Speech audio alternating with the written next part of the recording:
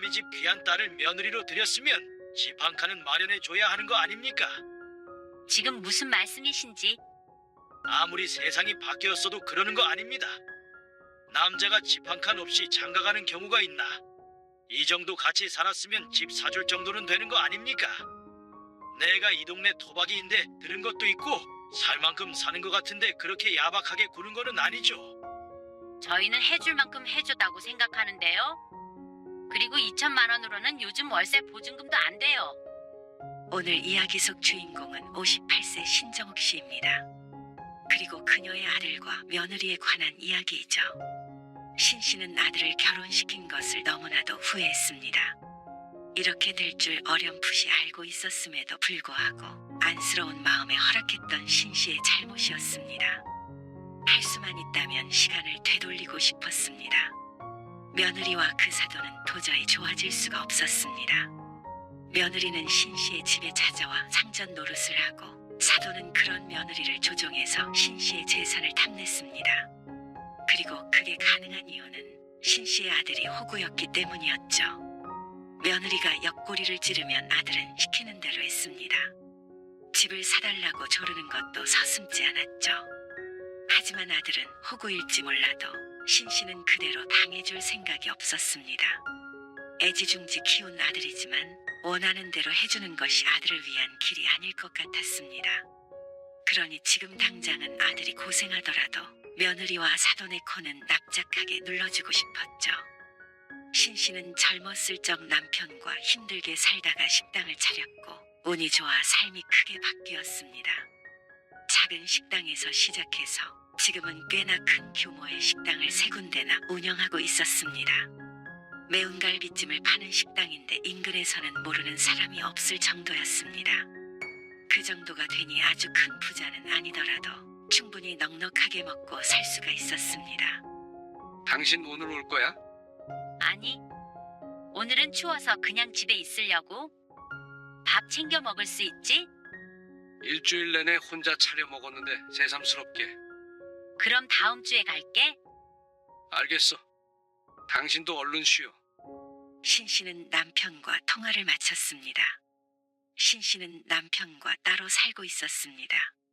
특별히 사이가 나빠서 그런 것은 아니었고 식당 본점과 집이 멀어서였습니다. 원래 살던 곳이 외곽에 있는 단독주택이었는데 출퇴근 길이 좋지가 않았습니다. 30-40분 정도 거리인데 특히나 겨울이나 밤에는 오가기가 무척 불편하고 무서울 때도 있었죠. 그래서 남편과 상의 끝에 식당 근처에 아파트를 하나 얻게 되었습니다.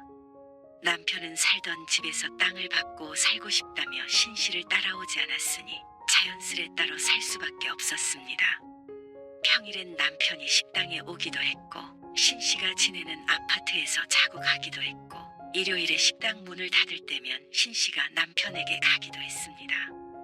처음엔 외롭기도 했지만 이제는 이런 삶에 익숙해졌고 어쩔 땐 편한 점이 더 많은 것 같기도 했죠. 그리고 신 씨는 아들이 하나 있었습니다.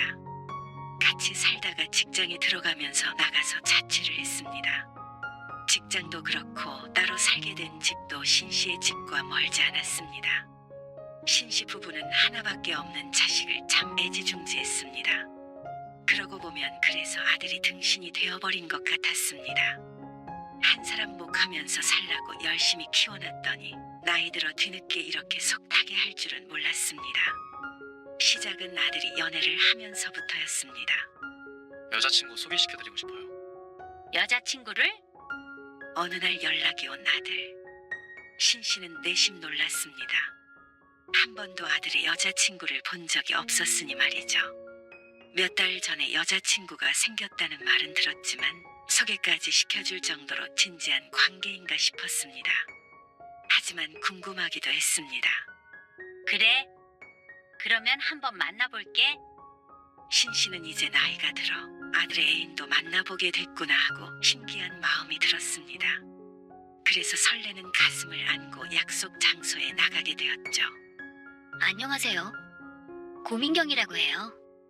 아주 예쁘장하게 생긴 아들의 여자친구는 첫 만남에서 고개를 갸웃거리게 했습니다. 대화를 나누면 나눌수록 솔직한 심정으로는 며느리감으로서는 잘 모르겠다는 생각이 들었습니다.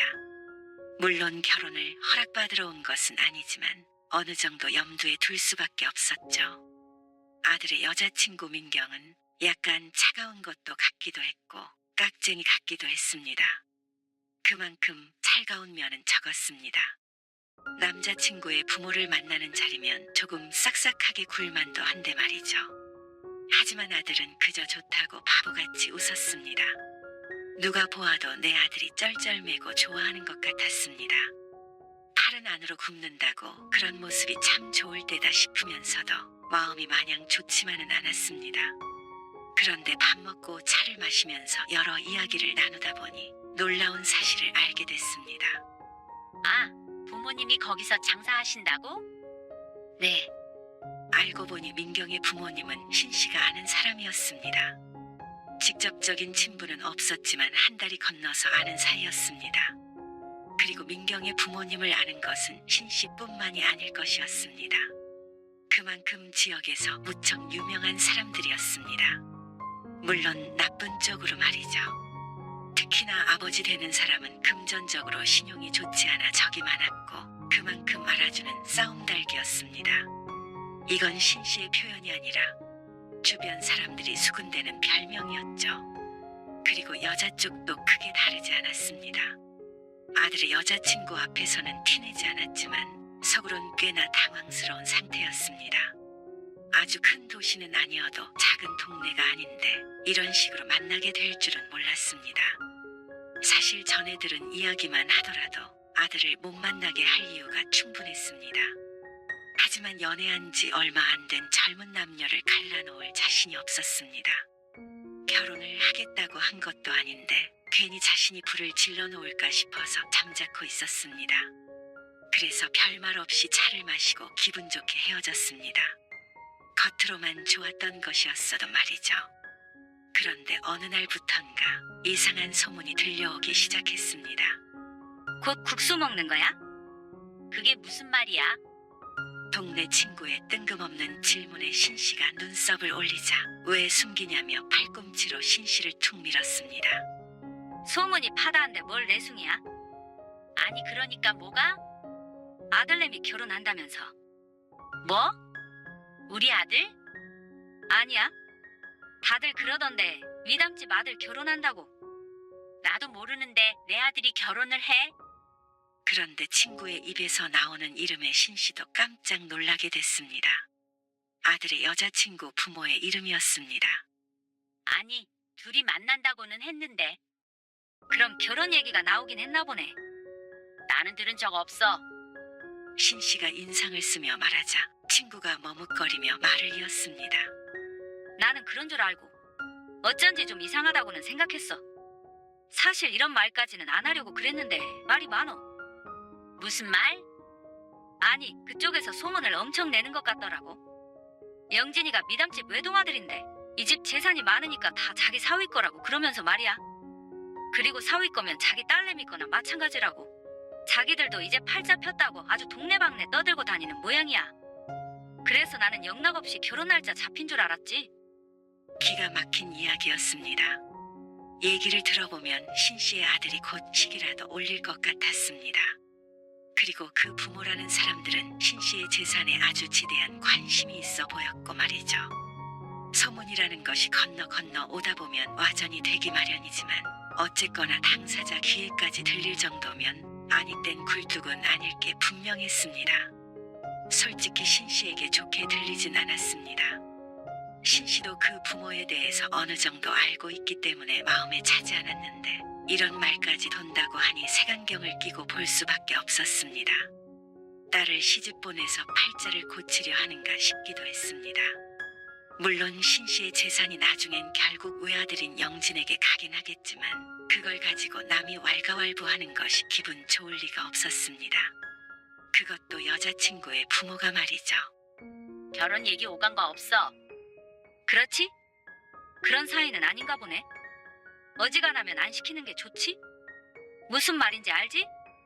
그러면서 은근한 눈빛을 보내는데 그 말을 들으니 더욱 무서운 생각이 들었습니다. 그런데 애써 고개를 저었습니다. 아직 일어나지도 않은 일을 가지고 걱정할 필요가 없었습니다. 하지만 몇 달 뒤에 불길한 예감은 현실이 되었습니다. 민경이랑 결혼하려고요. 아들의 말에 뭐라 대답하기도 전에 눈이 질끈 감겼습니다. 올 것이 왔구나 싶었습니다. 혹시라도 헤어지려나 해서 잠자코 기다렸던 것이 실수였던 것 같았습니다.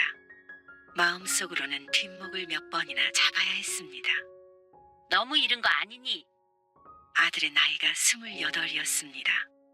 여자친구 민경은 27이었고 말이죠. 요즘 사람들이 결혼하는 나이로 치자면 한참 빠른 편이었습니다. 하지만 아들은 이르다고 생각하지 않는 모양이었습니다. 28이면 이른 거 아니죠. 제 친구들 중에서도 결혼한 애들 있어요.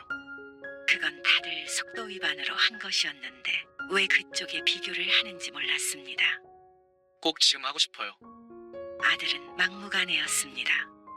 지금이 아니면 안 될 것처럼 구는 게 이상할 정도였습니다. 올해 지나기 전에 가을에 시골리려고 해요. 왜 그렇게 급하게 해? 저 민경이 놓치면 못 살아요. 아들은 안달이 나 보였습니다. 무엇도 아들을 막을 수 없을 것 같았죠. 그러니 남편도 상황은 다 알고 있었지만 체념을 한 듯 했습니다. 그렇게 결혼을 하고 싶다는데 어떻게 해? 원하는 대로 시켜야지. 다 큰 놈인데 알아서 잘하겠지 뭐. 젊은 사람들이 부모가 반대한다고 안 해. 지금 직장 들어간 지 얼마 되지도 않았는데. 좀 도와줘야지 뭐. 그리고 요즘엔 다 반식하잖아. 하지만 신씨는 돈이 문제가 아니었습니다. 솔직한 심정으로는 며느리감도 마음에 차지 않았고 그 부모는 더욱 싫었습니다. 왜 하필 그런 집과 사돈을 맺어야 하나 싶었습니다. 하지만 자식 이기는 부모가 어디 있을까요? 결국엔 아들의 뜻대로 상견례를 하게 되었습니다. 두 까놓고 얘기하겠습니다. 바깥 사돈 될 남자가 아직 어색한 분위기가 풀리기도 전에 말을 툭 던졌습니다. 솔직히 저희는 보태줄 돈 하나도 없으니까 결혼시키려면 시키시고 말라면 마시죠. 그 말에 신씨 부부는 놀란 표정으로 서로의 눈치를 보았습니다. 방금 무슨 소리를 들은 건지 몰랐습니다. 아, 그러니까 알아서 데리고 가려면 데리고 가세요. 신씨가 못 알아들었다 생각을 했는지 다시 한번 쐐기를 박듯이 하는 말에 신씨도 모르게 입에서 허하고 바람 새는 소리가 났습니다. 그나마 옆에 앉아있던 예비한 사도는 민망한 표정이라도 짓고 있었습니다. 그리고 신씨의 옆에는 고개를 푹 숙인 아들이 보였습니다. 그렇게 자기 사위라도 된 것처럼 떠들고 다니더니 상견례엔 다른 사람이 나온 줄 알았습니다. 하지만 표정을 보아하니 정말로 결혼을 안 시키려는 생각은 없는 듯했습니다. 신씨가 그 소문을 못 들은 줄 알았는지 강짜를 부리고 있었습니다. 그리고 그런 심정이 이해는 갔습니다. 아들이 목을 매는 것이 뻔히 보이니 이렇게 당당하게 나올 수 있는 것이겠죠. 여기서 싫다고 하면 결혼이 엎어지려나 하는 생각이 들었습니다. 속으론 그러고 싶은 마음도 들었습니다. 하지만 고개 숙인 아들의 머리꼭지를 보니 그런 생각이 쑥 들어갔습니다. 어찌나 그 모습이 애처롭던지 그렇게 꼭 하고 싶다던 결혼을 차마 신씨가 엎어버리지는 못했습니다. 상견례가 끝나고 신씨는 남편과 깊게 상의를 했습니다. 그래, 둘이 잘 살면 되지. 남편도 신씨와 같은 마음이었습니다. 사돈네가 한 푼도 못 보탠다면 신씨가 조금 더 보태면 된다고 생각했습니다. 아들도 그렇고 며느리도 직장에 다닌 지 오래되지 않아서 모아둔 돈도 많지 않다고 했습니다. 그래서 신씨가 전셋집을 구해주기로 했습니다. 아, 전세요. 그래? 직장 근처에 아파트 하나 계약해줄게. 거기서 신혼 시작해? 그 말에 며느리의 표정이 어두워졌습니다. 아들도 집을 사주길 원하는 눈치였습니다. 하지만 신씨는 그건 지금 당장 해줄 일은 아니라고 생각했습니다.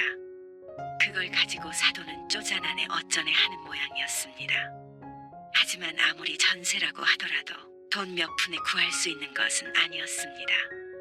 그런데도 10원 한 장 안 보태면서 뭐가 쪼잔하다는 것인지 몰랐죠.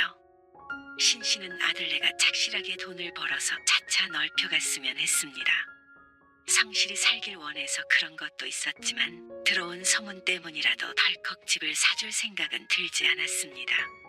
나중에 후회할 일을 만들지 않으려면 말이죠. 그래서 전셋집도 신 씨의 이름으로 계약했습니다. 그리고 돈을 모아서 집을 살 때쯤에는 전세금을 빼서 아들에게 주기로 약속했습니다. 나름대로 머리를 쓴 것이었는데 시간이 지나자 이날의 결정이 얼마나 다행이었는지 몰랐습니다. 결혼을 하고 아들과 며느리는 꽤나 자주 신 씨의 집에 찾아왔습니다. 처음에는 결혼 후에도 가깝게 지내는가 싶어서 반가웠는데 나중에는 다소 부담스러웠습니다. 아들 때문이 아니라 며느리 때문이었습니다. 며느리라는 존재가 참 편한 존재는 아니었습니다. 밥을 차리는데도 신경을 많이 써야 했고 어떻게 대해야 할지 몰랐습니다. 그런데 며느리는 스스로 상전이 되기로 한 것 같았죠. 식당으로 오는 게 아니라 꼭 신 씨가 퇴근한 뒤에 집으로 왔는데 오면 무조건 저녁을 얻어먹었습니다. 일하고 와서 밥 차려주는 것도 힘든데 아들도 며느리도 손 하나 까딱하지 않았습니다.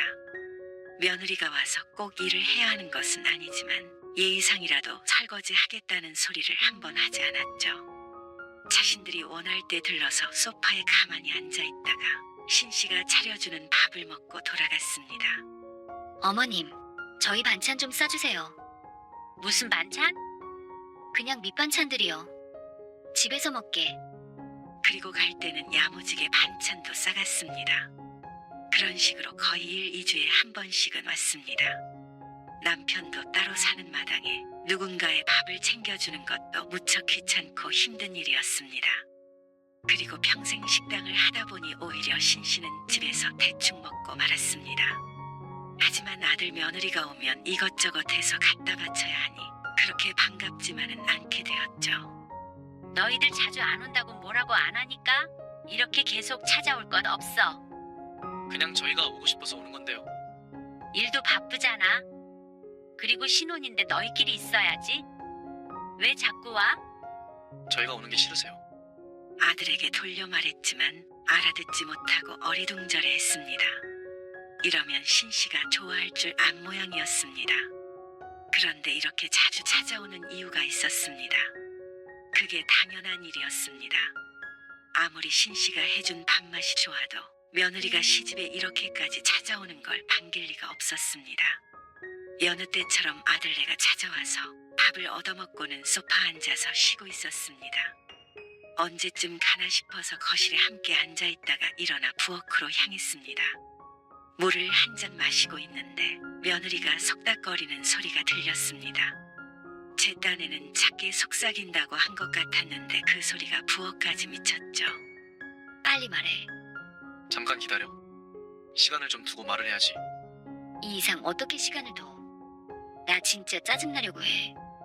알았어. 며느리가 무언가를 말하라고 아들을 다그쳤습니다. 그리고 아들은 쭈구리처럼 며느리에게 대꾸를 했죠. 신 씨는 모른 척하고 다시 거실로 갔습니다. 그러자 아들이 주뼛거리며 신 씨에게 말을 걸었습니다. 엄마. 왜? 우리 아파트 좀 사주면 안 돼요?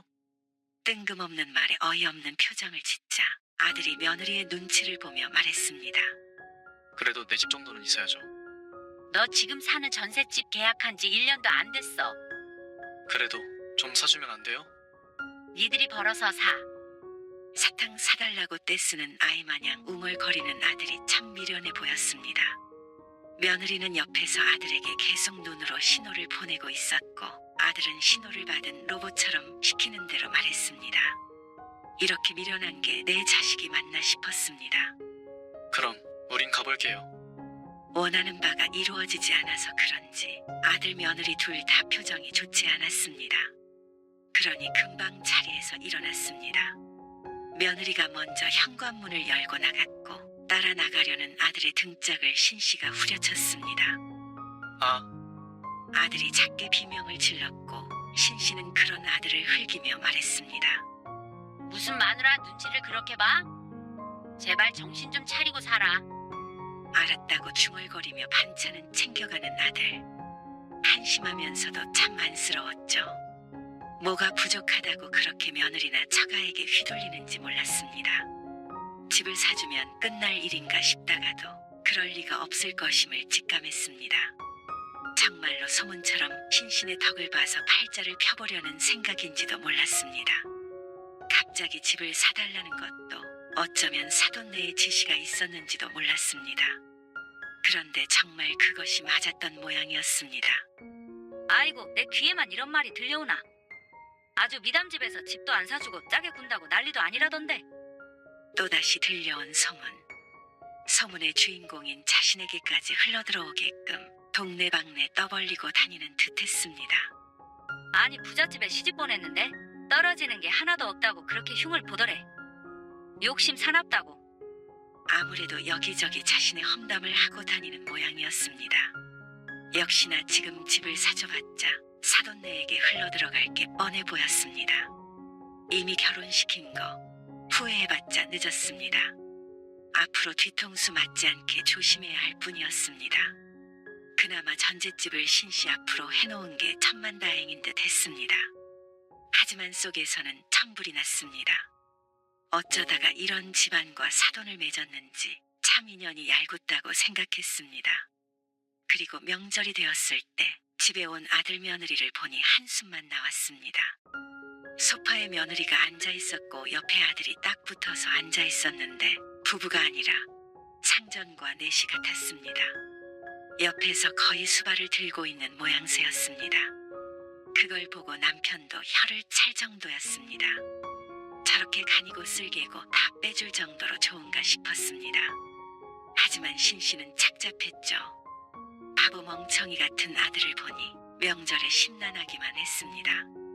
둘 다 똑같이 나이든 부모를 부려먹기만 하고 가만히 앉아서 받아먹기만 하는데 명절에 힘든 것은 부모뿐이었습니다. 그러면서 집은 사달라니 기가 찰 수밖에 없었습니다. 너희 이제 명절에도 오지 말어. 왜요? 꼴 보기가 싫었습니다. 그냥 여행을 가던지 해. 아니면 처가에만 가던지. 그러자 아들이 애교스러운 목소리로 뭐 화가 난 게 있느냐고 물었지만 해줄 말이 없었습니다. 옆에서 며느리는 아무 생각이 없는 듯 신씨의 남편이 깎아놓은 과일이나 포크로 찍어 먹고 있었습니다. 그러다 며느리가 팔꿈치로 아들의 옆구리를 찌르는 게 보였습니다. 지시를 받은 아들은 또다시 신씨에게 물었죠. 근데 엄마, 진짜 안 사줄 거예요? 우리 아파트. 너희가 사라니까. 그럼 차라리 이 집을 우리 주세요. 뭐야? 엄마는 아빠랑 같이 살면 되잖아요. 엄마가 이사를 왜 했는데? 어차피 차 타고 30-40분밖에 안 걸리는데 따로 사는 것도 이상하긴 하잖아요. 그리고 혼자 지내시는 것도 무섭지 않으세요? 출퇴근 문제 때문에 어쩔 수 없이 따로 사는 걸 뻔히 알면서도 아들은 이 집이라도 달라고 우겼습니다. 구구절절 준비해 온 말을 하며 신씨를 설득하려 들었습니다. 신씨는 과일을 먹던 포크를 탁 하고 테이블에 내려놓았습니다. 너희 또 그런 얘기 할 거면 오지 마. 아, 엄마. 그 전셋집도 2억 5천이야. 그게 적은 돈이니? 그건 아니지만 내 집은 아니잖아요. 그러니까 집을 사고 싶으면 너희가 벌어서 사라니까 그러네. 아니, 우리도 애를 갖고 하려면 민경이도 곧 일을 그만둬야 하는데 언제 모아서 언제 집을 사요? 요즘은 다 맞벌이 하면서 잘만 낳고 키워. 다 먹었으면 일어나라. 엄마, 한 번만 더 와서 내가 차려준 밥 먹고 반찬 챙겨가고 이렇게 소파에서 뒹굴거리면 다시는 못 오게 할 테니까 그런 줄 알아. 신씨가 윽박을 지르자 아들 며느리가 후퇴했습니다. 이번엔 반찬도 안 들고 도망가듯이 돌아갔죠. 속상해하는 신씨를 남편이 위로했습니다. 그래도 남편조차도 집을 사주라는 소리는 하지 않았습니다. 어떻게 될지 불보듯 뻔했으니 말이죠. 그런데 명절이 끝나고 며칠 되지 않아 바깥 사돈에게서 전화가 왔습니다. 아니, 무슨 일로? 이렇게 통화를 해본 적도 없기에 어색하게 대꾸했더니 또다시 인사말은 없고 용건만 내뱉는 바깥 사돈.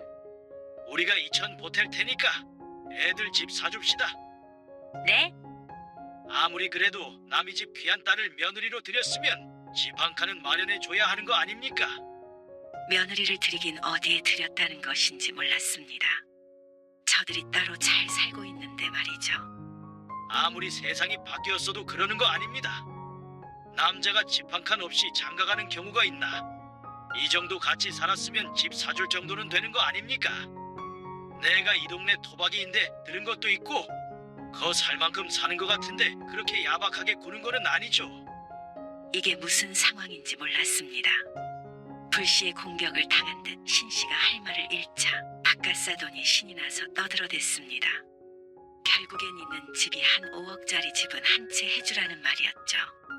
그러면서 자신은 2천을 보탠다는 말이 무척이나 당당했습니다. 저희는 해줄 만큼 해줬다고 생각하는데요. 그리고 2천만 원으로는 요즘 월세 보증금도 안 돼요.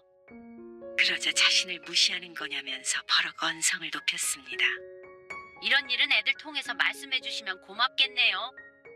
점점 수위를 더해가는 북원에 참지 못하고 대화를 끊었습니다. 뭐요? 신씨가 전화를 끊고 시근덕거리는 춤을 애써 가라앉혔습니다. 아주 삼박자가 완벽했습니다. 며느리는 여우고 사돈은 구렁이고 내 아들은 그냥 맹탕이었습니다. 이래서 앞으로 남은 인생 잘 살아갈 수 있을지 의문이었습니다.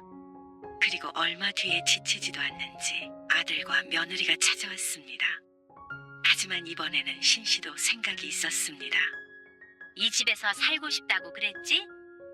내가 생각해보니까 그것도 나쁜 방법이 아닌 것 같아서. 정말요? 그래, 네 말대로 혼자 살기도 무섭고. 그래서 차라리 우리가 같이 사는 건 어때? 우리요? 저희랑 엄마요? 그래. 나도 이제 나이도 들었고 식당 일도 힘드니까 집에서는 이제 좀 편하게 며느리가 해주는 밥 먹으면서 살고 싶네. 그러자 며느리 표정이 하얗게 질렸습니다. 늘 새침하게 앉아있더니 처음 보는 표정이었죠. 아니, 그러는 게 어디 있어요? 요즘 때가 어느 때인데. 어느 땐데? 그러면 집을 공으로 받아가니? 세상에 공짜가 어디 있어. 시집에서 집 해줬으면 며느리도 도리는 해야지. 아들도 효도해야 하고. 그러니까 여기 들어와서 살아. 신씨의 말에 이 집을 달라는 말은 쏙 들어갔습니다. 그게 싫으면 나도 더 이상 할 말 없어. 다른 집은 사줄 생각 없으니까. 그리고 너희 지금 살고 있는 곳도 말이야. 생각해보니까 공짜로 줄 이유가 없는 것 같아? 월세를 내던가 전세금을 주던가 해. 진짜 왜 그러세요? 아들이 거의 울 것처럼 따져 물었습니다. 이제는 이 집에 찾아오지 말고 계좌이체만 해. 진심으로 하는 말씀이세요? 당연한 거 아니야? 그 집은 저희 신혼집으로 해주신 거잖아요. 근데 너희가 그 집이 너무 싫은 것 같으니까 하는 소리지. 그렇게 그 집이 마음에 안 차면 나가서 너희가 직접 사. 며느리가 하도 찔러대는 통에 아들의 옆구리엔 구멍이라도 날 것 같았습니다. 어쩜 저렇게 얌체 같은 며느리가 있나 싶었습니다. 결혼한 지 얼마나 됐다고 시집에서 돈 뜯을 궁리만 하는지 몰랐습니다. 그러면 차라리 시부모에게 잘해서 마음을 움직여야지. 상전 노릇은 창전 노릇대로 하고 아들을 꼬셔서 쉽게 얻어가려고만 했습니다. 그 속셈이 뻔히 보이니 며느리가 곱게 보이지 않았습니다. 아들이 모자란 것은 말하면 입만 아프고 말이죠. 이쯤 되니 아들에게는 안 주는 것이 아들을 살리는 길이라는 생각마저 들었습니다. 그러니 난리가 났습니다. 살던 집에서마저 쫓아낼 것처럼 군이 사돈네도 열이 받은 것 같았습니다. 이혼을 시키네 만회한다는 소문이 또다시 귓가에 전해졌습니다. 하지만 조금도 위협이 되지 않았습니다. 아들만 괜찮다면 솔직히 그 편이 아들의 인생에 낫다고 판단됐습니다. 신씨가 눈 하나 깜빡하지 않자 나중에는 아들 며느리가 찾아와서 사과를 했습니다. 그냥 그 집에서 살게요. 근데 그 전세금은 나중에 주시는 거 맞죠? 그제서야 신씨의 명의로 계약한 집이 마음에 걸리는 듯했습니다. 그냥 사는 게 어디 있어. 최소한 월세는 내고 살아야지. 월세요? 그 집 정도면 100만 원 정도는 줘야 하지 않을까 싶은데. 아, 정말 왜 그러세요? 하지만 신씨는 번복할 마음이 없었습니다.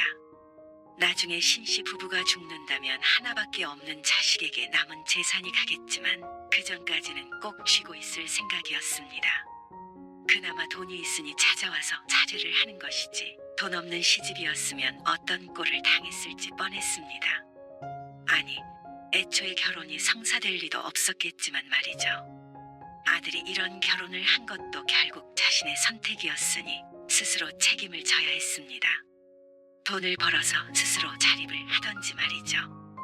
그런데도 잘 산다면 오히려 아들에게 잘된 일이었으니 신씨는 앞으로도 아들 내외에게 집을 사줄 생각이 없었습니다. 그렇게 아들 며느리를 돌려보냈고 바깥 사돈에게서 걸려오는 전화도 받지 않고 메시지를 보냈습니다. 한 번만 더 집 문제로 전화를 하면 애들을 쫓아내 버린다고 하자 전화는 다시 걸려오지 않았습니다. 그러자 그렇게 울리던 휴대폰도 잠잠해졌습니다.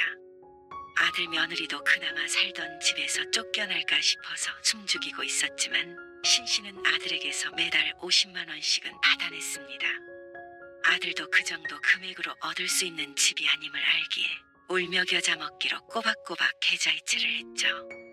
그리고 언제든지 집을 뺏길 수 있다고 생각하니 뻣뻣하던 며느리도 신씨 부부에게 잘하려고 노력하는 듯 했습니다. 그게 언제까지 갈지는 모르겠지만 그래도 속이 조금은 후련해진 기분이었습니다. 아쉬운 것은 저쪽이니 신씨가 처신을 잘하면 사돈이나 며느리도 함부로 하지 못할 것이었습니다. 그러니 마음이 편해졌습니다. 돈으로 사람을 좌지우지하게 될 줄은 몰랐는데 그게 먹힌다면 안 써먹을 이유가 없었죠. 그놈도 나이가 더 들면 정신 차리겠지. 남편의 말대로 아들도 언젠가는 콩깍지가 벗겨질 테고 그러면 또 상황이 바뀔지도 몰랐습니다. 하지만 그러나 저러나 신씨는 아들 인생 알아서 살라고 하고 신경을 끄고 살 생각이었습니다. 설령 아들이 이혼을 한다고 하더라도 말이죠. 오히려 환영할지도 몰랐습니다.